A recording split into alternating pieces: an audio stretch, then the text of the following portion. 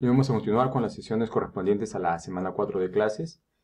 Habíamos empezado ya hablando acerca de los conceptos de soldadura y que nos van a llevar pues a entender también lo que significa soldabilidad. Y habíamos ya conversado acerca de lo que implica un proceso de soldadura. En particular habíamos mencionado pues que al realizar una soldadura estamos aplicando calor a un material y esto evidentemente va a influir notablemente en las características, en las propiedades de la junta soldada que se pueda producir.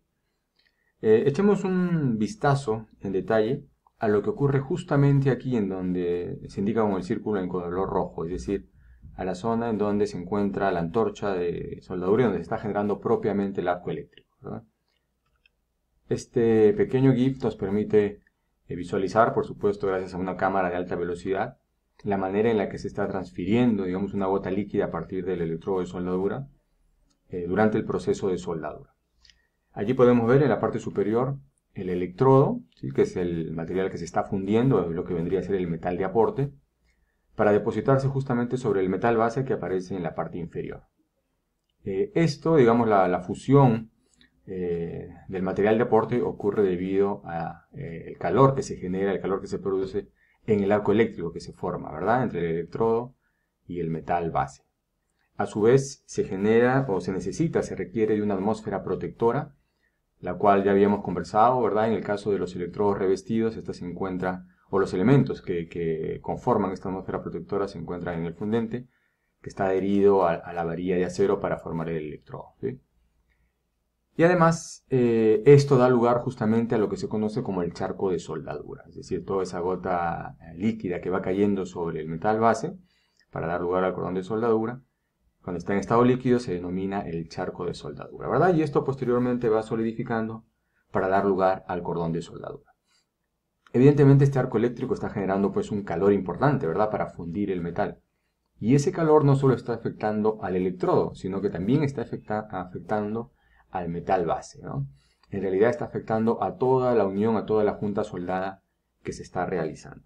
Y habíamos conversado justo al respecto, porque ya habíamos mencionado lo que involucraba el ciclo térmico de la soldadura, que era un ciclo, como su nombre lo indica, de calentamientos y enfriamientos, que tienen que ver justamente con lo que ocurre cuando, por ejemplo, un soldador está generando un cordón de soldadura, como vemos ahí en la imagen inferior izquierda, con un proceso de electrodo revestido, ¿eh? Habíamos visto que existen puntos, por ejemplo, en los cuales la temperatura es bastante elevada, el cual habíamos marcado aquí en la diapositiva pues en color magenta, ¿sí? Y para que se entienda un poco esto de cómo es que se genera el calor y cómo se distribuye la temperatura, por ejemplo, aquí en el cordón de soldadura en diferentes puntos, ¿no?, y que a su vez eso tiene que ver con el ciclo térmico, para que eso se pueda visualizar mejor, les voy a mostrar un video corto de una simulación por elementos finitos, justamente de un pase de soldadura sobre una plancha de manera longitudinal en una junta a tope, ¿sí? Y vamos a ver ahí justamente cuál es la distribución de temperaturas tanto en el cordón como en sus alrededores. En este video podemos ver cómo el electrodo se va desplazando desde el lado derecho hacia el lado izquierdo. Evidentemente la zona más caliente es la zona de fusión y aquí podemos ver la distribución de temperaturas. Esa distribución de temperaturas que acabamos de ver en el video la podemos representar en la sección transversal del cordón de soldadura que se está generando.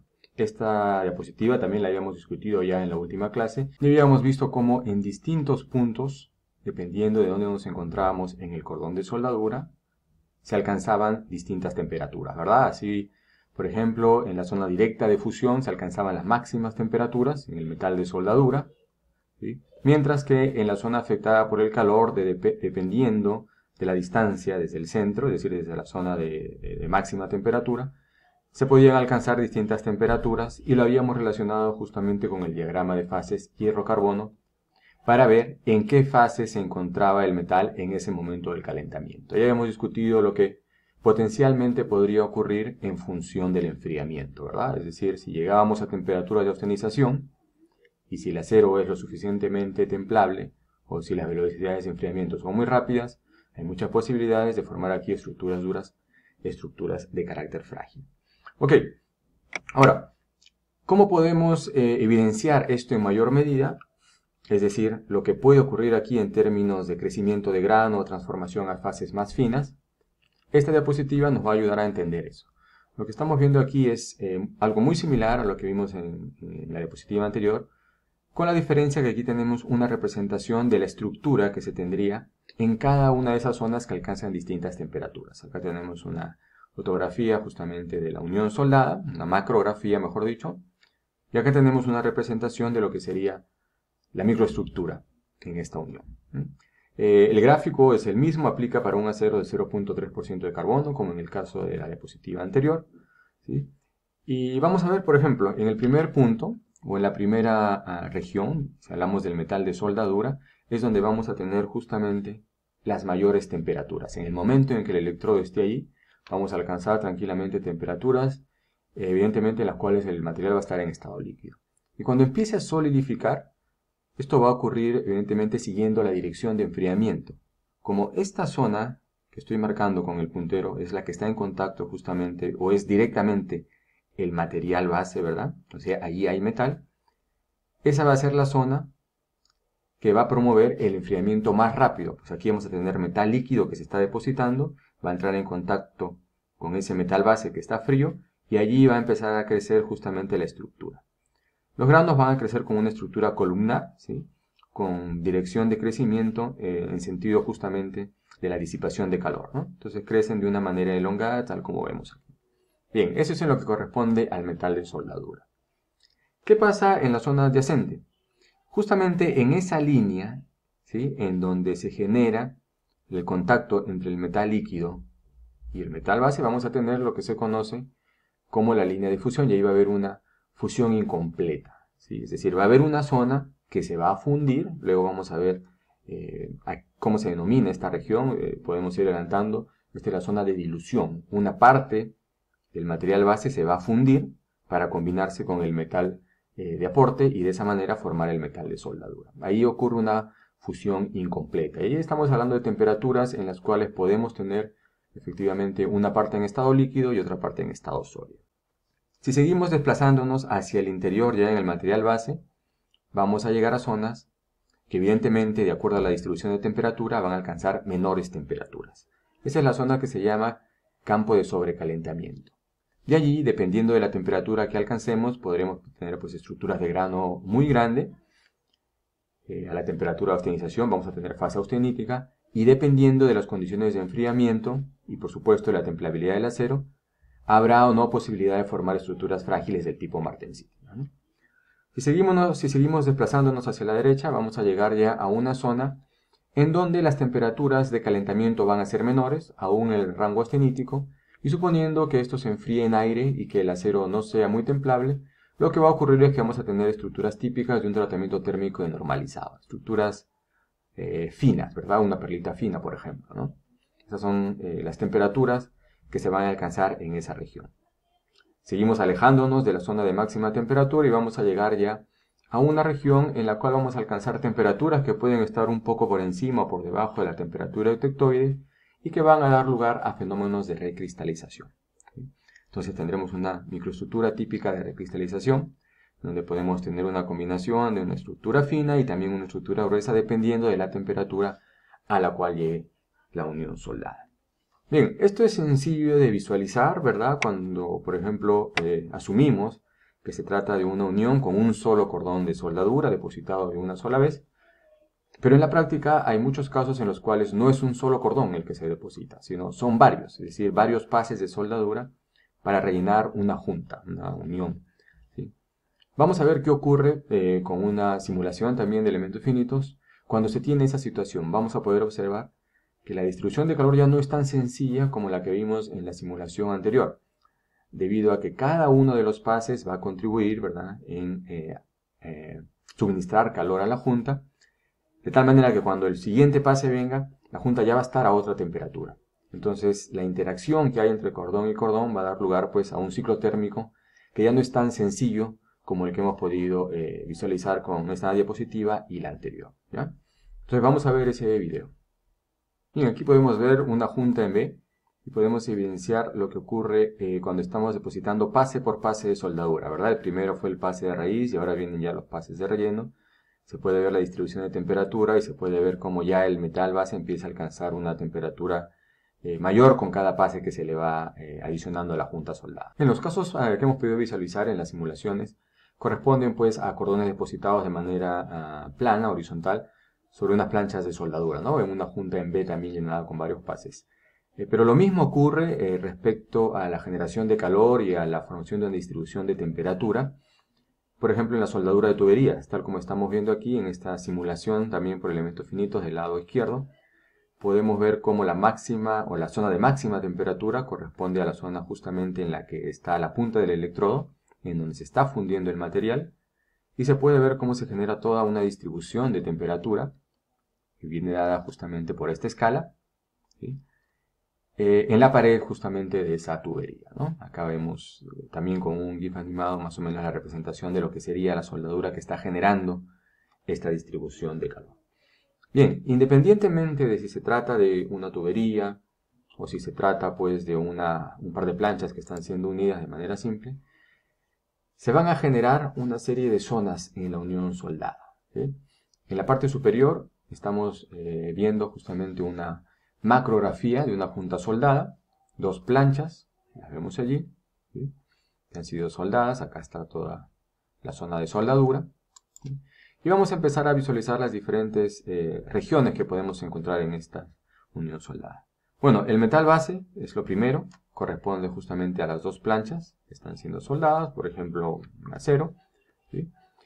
Y luego viene ya propiamente la zona de soldadura. Y en esa zona de soldadura vamos a encontrar diferentes partes, diferentes líneas, diferentes regiones muy importantes. La primera de ellas, propiamente el metal de soldadura. Este metal de soldadura, ¿sí?, está conformado por el metal de aporte que ingresa justamente a la unión soldada y por la parte también del metal base que se funde para conformar todo el metal de soldadura, ¿sí?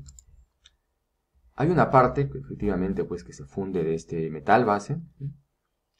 Esta junta soldada, antes de que se realice la soldadura y que quede de esta manera el metal de soldadura, ha tenido pues un diseño, ¿sí?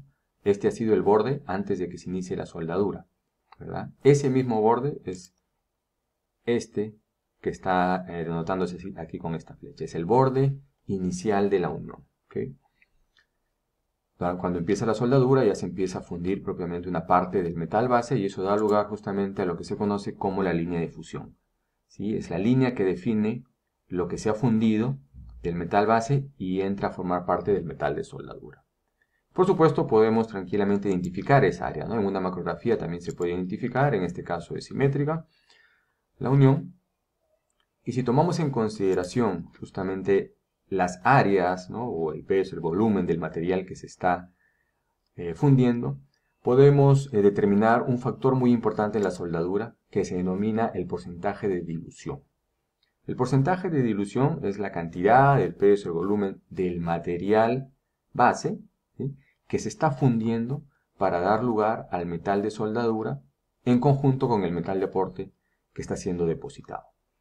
Este porcentaje de dilución se puede expresar, ¿no?, se puede determinar mediante esta ecuación, tomando en cuenta, por ejemplo, las áreas de cada una de esas regiones. Entonces, el porcentaje de dilución es igual a 2 veces el área que se ha fundido el metal base, es decir, 2B, entre el área total del metal de soldadura, que sería el área de A, que es toda la región gris, más 2 veces el área de B. Esto multiplicado por 100, dado que se expresa en porcentaje. ¿Por qué es importante la dilución? Porque esto tiene que ver mucho con la composición química final que va a tener el metal de soldadura. Evidentemente, mientras mayor sea el área, ¿sí?, o la cantidad de metal base que se funde, la composición química del metal va a tener mayor influencia en la composición química del metal de soldadura. Mientras menor sea el porcentaje de dilución, es decir, mientras menor sea la cantidad de metal base que se funde, la composición química que va a primar en el metal de soldadura va a ser justamente la del material de aporte, ¿no?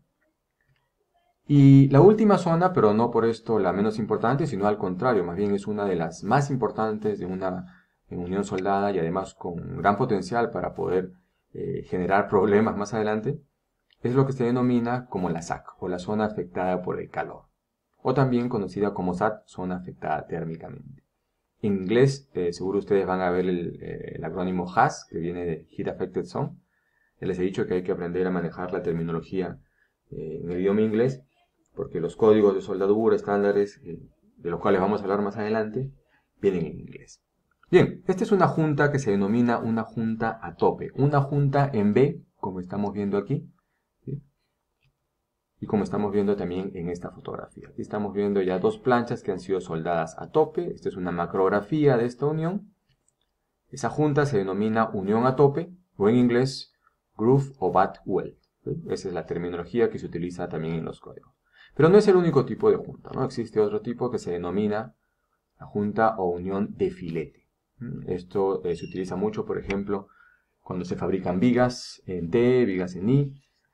Cuando se tienen dos planchas traslapadas, se realiza un cordón de filete también para unirlas. Digo, en situaciones como las que estamos viendo aquí, ¿verdad? Y se genera, pues, un cordón que se denomina un cordón de filete. Independientemente de si tenemos una unión a tope o una unión de filete, en ambos casos vamos a poder diferenciar tranquilamente la zona afectada por el calor, ¿sí? El metal de soldadura, la línea de fusión y, por supuesto, la zona que corresponde al metal base. Bien, pero ¿qué implica estas diferencias, esta generación de distintas zonas en nuestra unión soldada? Hemos visto ya que esto se genera justamente a raíz del calor, ¿no? Que proporciona la soldadura, que genera un ciclo térmico. El ciclo térmico hace que distintos puntos en esta unión soldadura alcancen distintas temperaturas y por lo tanto, cuando el cordón ya está solidificando, va a tener distintas velocidades de enfriamiento que van a dar lugar a distintas microestructuras, ¿verdad? ¿Cómo podemos evidenciar justamente qué está pasando en esa microestructura? Algo típico que se hace es hacer ensayos de dureza. Lo que estamos viendo en este gráfico es una macrofotografía, ¿sí? De una unión soldada. Aquí podemos ver la zona de soldadura, ¿okay? Material base acá a ambos lados, el metal base. Y lo que se ha hecho aquí es registrar puntos de dureza en esta unión soldada a lo largo de una línea que viene aquí denotada, digamos, por esta línea punteada en color rojo, tomando como referencia el centro de la soldadura. Ahí está.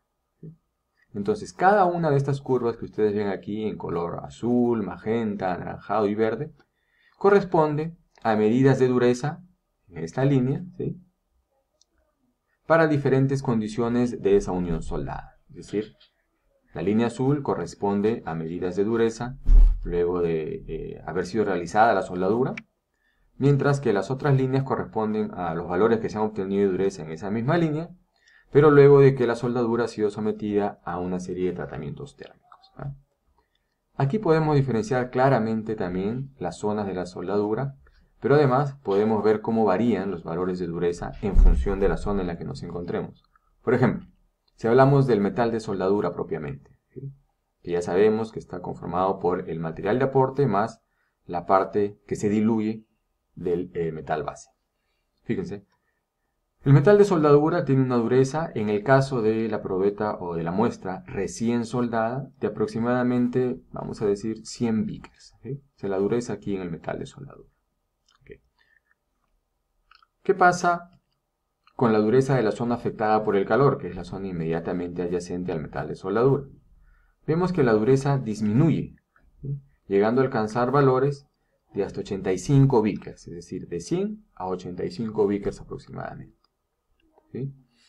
Y conforme nos vamos alejando de la zona afectada por el calor, vamos llegando al metal base, en donde pues tenemos una dureza, la dureza propia del material base, de aproximadamente unos 180 Vickers, ¿verdad? ¿Ya? Esta unión es completamente simétrica, se tienen los mismos resultados hacia el otro lado de la junta, ¿verdad? ¿Qué pasa con las mediciones que se han hecho en las uniones soldadas luego de los tratamientos térmicos? Se mantiene la tendencia, ¿verdad? Tenemos un valor de dureza de aproximadamente 135, 140 en el metal de soldadura y que siempre es mayor que el que tenemos en la zona afectada por el calor, ¿sí? Que alcanza unos valores de aproximadamente 110 Vickers. ¿Sí? Conforme nos alejamos de la zona afectada por el calor, llegamos a la dureza del metal base, que ya dijimos que está alrededor de unos 180 Vickers. ¿No? Es decir, para esta unión soldada en particular, fíjense lo que está ocurriendo es que estamos teniendo tanto en el metal de soldadura como en la zona afectada por el calor una disminución de dureza en comparación con la dureza del metal base, ¿sí? Y eso ocurre en algunos materiales como por ejemplo el aluminio. Esta es una aleación de aluminio 7075, luego más adelante en el capítulo de aleaciones no ferrosas vamos a entender qué es esto. Pero este comportamiento es típico del aluminio. En el aluminio no es posible, en la junta soldada, alcanzar mayores valores de propiedades mecánicas en comparación con el material base que estamos soldando, ¿sí? Este comportamiento no necesariamente es el mismo, por ejemplo, para un acero. Lo que estamos viendo en la pantalla es también los resultados de una medición de dureza que se ha hecho en una junta soldada, como vemos aquí, ¿sí? Aquí podemos ver claramente la zona afectada por el calor, el metal de soldadura y el metal base. Esta es una macrografía también. Y lo que se ha hecho aquí, al igual que en el caso anterior, es tomar medidas de dureza, puntos de dureza, con el método Vickers, como dice aquí. En este caso tomando como referencia también el centro de la junta soldada, ¿sí?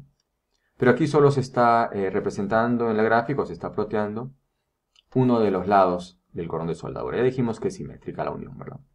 Bien, analicemos un poco los valores que vamos obteniendo. En el metal de soldadura propiamente, tenemos aproximadamente unos 170 Vickers de dureza promedio, digamos, ¿no? Esa es la dureza del metal de soldadura, que nuevamente corresponde a el metal de aporte más la parte que se ha diluido del metal base. Perfecto.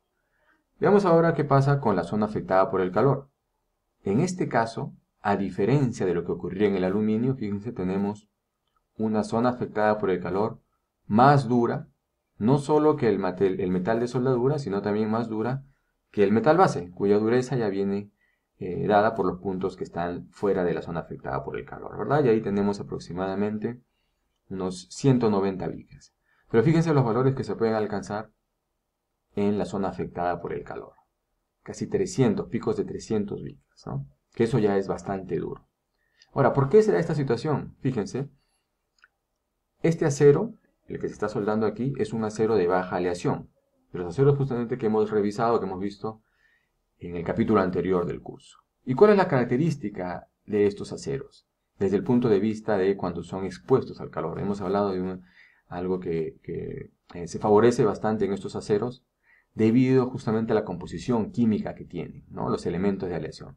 ¿Cuál es una de las propiedades o características que se ven incrementadas en comparación con los aceros al carbono cuando tenemos un acero de baja aleación? Efectivamente, se trata de la templabilidad, ¿verdad? Entonces, estos aceros de baja aleación tienen mayor templabilidad que un acero al carbono convencional. Incluso se pueden templar en aire. Y eso es justamente lo que está ocurriendo aquí. Recuerden, estos puntos en la zona afectada por el calor pueden llegar a alcanzar temperaturas en las cuales se encuentran completamente en estado austenítico. Y por lo tanto, durante el enfriamiento, ¿verdad?, pueden tener velocidades que los lleven a formar estructuras martensíticas. Si el acero es de alta templabilidad, es muy probable que se pueda templar en aire. Basta que esta junta se enfríe en aire, es decir, no tengo por qué enfriarla, por ejemplo, con un ventilador o forzar aire de alguna manera, simplemente la dejo expuesta al aire, pero como el acero es tan templable, esa austenita que se ha generado ahí, como resultado de la exposición a alta temperatura, con ese enfriamiento en aire, tranquilamente va a poder formar estructuras martensíticas de alta dureza, ¿sí? Ya discutimos también qué es lo que ocurre justamente con esas estructuras luego de la soldadura, ¿sí? ¿Qué tendría que hacer yo para evitar que esas estructuras martensíticas que se han formado den lugar posteriormente a fisuras cuando la soldadura entre en funcionamiento? Así es, un tratamiento post-soldadura, ¿sí?, que de acuerdo a nuestra teoría de tratamientos térmicos debería ser el equivalente a un tratamiento de revenido. ¿Para qué? Para quitarle fragilidad a esa martensita que se ha generado. Muy bien. Ahora, todo esto está relacionado evidentemente con el aporte térmico, ¿verdad? Todo depende de la cantidad de calor que yo suministre a la unión soldada cuando estoy justamente soldando los materiales. El aporte térmico es el calor, ¿sí?, que se está aportando y además que es necesario para realizar la soldadura, para fundir el material de aporte, para fundir el material base y poder generar la soldadura. Y este aporte térmico evidentemente influye en la calidad de la unión, ¿sí? ¿De qué va a depender la cantidad de calor que yo estoy suministrando a la junta soldada? A ver, hay tres factores que determinan el aporte térmico. El voltaje y la intensidad de soldadura, es decir, esos valores que se setean en la máquina de soldadura. la velocidad de soldadura, la velocidad a la que se está moviendo, digamos, la antorcha, ¿no? A la que el soldador está moviendo la antorcha, o si se trata de un robot, la velocidad del robot, y el rendimiento térmico. Ya vamos a entender luego qué es el rendimiento térmico. Entonces vamos a visualizar esto mejor. A ver, aquí tenemos, justamente estamos visualizando un proceso aquí de soldadura, en donde podemos ver una antorcha. Ahí está la antorcha, ¿sí? En este caso es una antorcha TIG, que tiene un electrodo de tungsteno que no es consumible, ¿sí? Y por acá se puede apreciar el material de aporte, que es una barra, que se está fundiendo justamente para dar lugar, conjuntamente con la dilución del metal base, que aparece aquí, al metal de soldadura. Para poder generar este arco yo he tenido que setear en mi máquina de soldadura unos valores de voltaje y amperaje, ¿verdad? Voltaje, corriente, ya está. Esos dos factores influyen notablemente en el calor aportado. En este caso, por ejemplo, 26.5 voltios y 250 amperios. Perfecto. Pero además, el soldador está moviendo esta antorcha con una determinada velocidad, ¿verdad? Está desplazando con una velocidad. Ya. Si yo considero el voltaje, la intensidad y la velocidad de soldadura, voy a tener justamente factores con los cuales puedo formular una ecuación para determinar el calor de aporte. El calor de aporte viene dado por un parámetro que se llama el rendimiento térmico, un factor, multiplicado por el voltaje y la intensidad, todo eso entre la velocidad de avance. Es decir, mientras mayor es el voltaje y mientras mayor es la intensidad, mientras mayores son estos valores, mayor será el calor aportado. ¿Sí? Por el contrario, mientras mayor es la velocidad de avance, es decir, mientras más rápido avanza mi antorcha, ¿verdad? Esto va a ser menor, el calor de aporte será menor. ¿Okay? Bien, ¿qué cosa es el rendimiento térmico? Bueno, el rendimiento térmico es un factor que está asociado al proceso de soldadura que estoy utilizando, ¿sí? Y me define básicamente la cantidad de calor que es utilizada propiamente en calentar los metales para generar el charco de soldadura, ¿sí? Parte, por ejemplo, de ese calor generado se puede ir a calentar el aire circundante, ¿sí? En calentar los gases protectores. ¿Sí? Por lo tanto, no todo el calor se aprovecha propiamente para fundir los metales correspondientes y formar el charco de soldadura. Distintos procesos de soldadura van a generar distintos rendimientos térmicos. Por ejemplo, el proceso que estamos viendo en pantalla, que es el proceso GTAO, produce un rendimiento de 0.65. En contraste, hay un proceso que se denomina arco sumergido, o SAO, que produce un rendimiento de casi 100%, ¿sí? Es decir, un factor de 1. ¿Ya? Mientras mayor sea el rendimiento térmico, como vemos aquí en esta ecuación, mayor será también el calor que se aporta a la junta soldada. Bien, pero ¿qué cosa es esto de SAO, SMAO, GCAO, GTAO? ¿Sí? Yo les he dicho que son procesos de soldadura. ¿De dónde vienen esos nombres y qué implican esos procesos? Bien, el primero de ellos, que aparecía ahí en la tabla, el proceso SAO, ¿no? Esta designación está acorde con la designación, digamos, estándar de la American Welding Society, de la AWS, la Asociación Americana de Soldadura. Y las dos últimas letras que aparecen en estos acrónimos vienen de Arc Welding, ¿no? AW Arc Welding, soldadura de arco. Y las primeras letras corresponden a, en particular, lo específico que tiene ese proceso. Por ejemplo, este de aquí. Arco sumergido, SAO.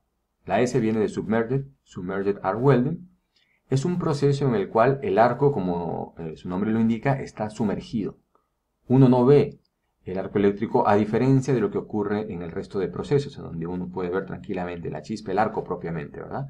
Acá no, acá está enterrado en un fundente, está sumergido. Esto ya nos da una idea, ¿verdad?, de por qué el rendimiento térmico para este proceso es casi cercano a 1, ¿verdad? ¿Qué pasa con los otros procesos? Lo mismo. Las primeras letras también nos indican la parte específica del proceso. Por ejemplo, SMAO. S y M viene de Shielded Metal y corresponde al proceso de soldadura por electrodo revestido, que es el más común que conocemos, el que ustedes también de todas maneras han desarrollado en taller mecánico. Los otros dos procesos involucran una G, y esa G significa gas, viene de gas, ¿no? Por ejemplo, en el caso de GMAO es Gas Metal Arc Welding, y en GTAO, Gas Tungsten Arc Welding. En ambos casos se utiliza un gas propiamente como una atmósfera protectora. En el caso del proceso de electrodo revestido, la atmósfera protectora se genera con los fundentes, ¿sí?, que están justamente en el revestimiento del electrodo. Allí se llevan o allí están incluidos los elementos que cuando eso se empieza a fundir generan una atmósfera protectora. Aquí no. Aquí a través de la antorcha sale justamente una corriente de un gas protector que genera la atmósfera que va a evitar que se oxide el metal que se está fundiendo. ¿Okay? En el caso del proceso GEMAO, el metal, o digamos la letra M corresponde a metal, y esto tiene que ver porque el metal de soldadura se genera con un metal de aporte que es alimentado de manera continua. Es un alambre que es alimentado de manera continua y que se encuentra en la máquina en forma de rollo, ¿sí? Entonces se tiene un dispositivo que alimenta de manera continua ese alambre y se va fundiendo. Es un alambre de metal, por eso se llama Gas Metal Arc. Mientras que en el caso del proceso GETAO lo que se tiene es un electrodo no consumible de tungsteno, ¿sí? Y el material de aporte propiamente viene en presentación de varillas, como vemos aquí, el soldador está sujetando con esta mano, ¿sí? Y es el que se va fundiendo, pero el electrodo de tungsteno no se funde, ¿sí? Como el electrodo de tungsteno justamente es lo que le provee el nombre a este proceso, ¿no? El proceso GETAO. Este proceso también se denomina TIG, mientras que el proceso GEMAO también se conoce comúnmente como proceso MIG-MAG. ¿De qué va a depender que sea MIG o MAG? Del gas que se utiliza en la atmósfera protectora. Si es un gas inerte se llamará MIG, si es un gas activo se llamará MAG, ¿no? M de metal y G de gas. Entonces, esta es la tabla que habíamos presentado en la diapositiva anterior, en donde estamos viendo efectivamente el rendimiento térmico en función del proceso, ¿no? Entonces, de acuerdo a lo conversado y de acuerdo a lo que ustedes pueden observar ahorita en cada una de estas fotografías que corresponden al proceso SAO, al proceso, a diversos procesos en donde el arco eléctrico sí está expuesto, quisiera que me digan por qué es que en el proceso SAO se puede llegar a conseguir valores de rendimiento térmico tan elevados en comparación con el resto de procesos. Bien, efectivamente, en el proceso SAO, como ya hemos mencionado, el electrodo está sumergido. El mismo arco eléctrico está sumergido en todo este fundente, ¿sí? Por ende, el calor, la mayoría del calor que se está produciendo por la fuente de potencia, ¿verdad?, el voltaje, la intensidad, está siendo aprovechado netamente en fundir tanto el material de aporte como el metal base. Y dado que está enterrado en este fundente, el calor no se está pues yendo al aire propiamente, no a los alrededores para calentar el aire, entonces no hay pérdida allí, ¿sí? Y la atmósfera protectora está dada propiamente por el fundente. Se mantiene ahí el calor. Entonces eso incrementa el rendimiento térmico y por supuesto, como ya hemos visto de acuerdo a la ecuación, eso también incrementa el calor de aporte. Bien, no en todos los casos vamos a tener pues el electrodo simple aplicado de esta manera, es decir, en lo que se conoce como posición plana de soldadura, en donde se va depositando el material. El eje del cordón de soldadura siempre es horizontal y digamos que el metal líquido se va depositando sobre sí mismo, ¿no? Entonces, no requiere mucha destreza, digamos, esta manera de soldar, ¿ya? Pero, evidentemente, no siempre se puede soldar en esta posición, que se denomina plana. Hay varias situaciones en las que se tiene que soldar, pues, de manera vertical, ¿no?, en donde el eje del cordón de soldadura está en posición vertical, entonces demanda ya de mayor experticia por parte del soldador, o de mayor habilidad. Y con mayor razón aún, por ejemplo, cuando tiene que soldar sobre cabeza, es decir, cuando el cordón de soldadura se encuentra por encima de su cabeza, ¿no? O la junta a soldar se encuentra por encima de su cabeza y hay que soldar allí. Evidentemente requiere ya de mayor habilidad por parte del soldador. Eso da lugar a lo que se conoce como posiciones de soldadura. Y es lo que estamos viendo justamente aquí en esta gráfica.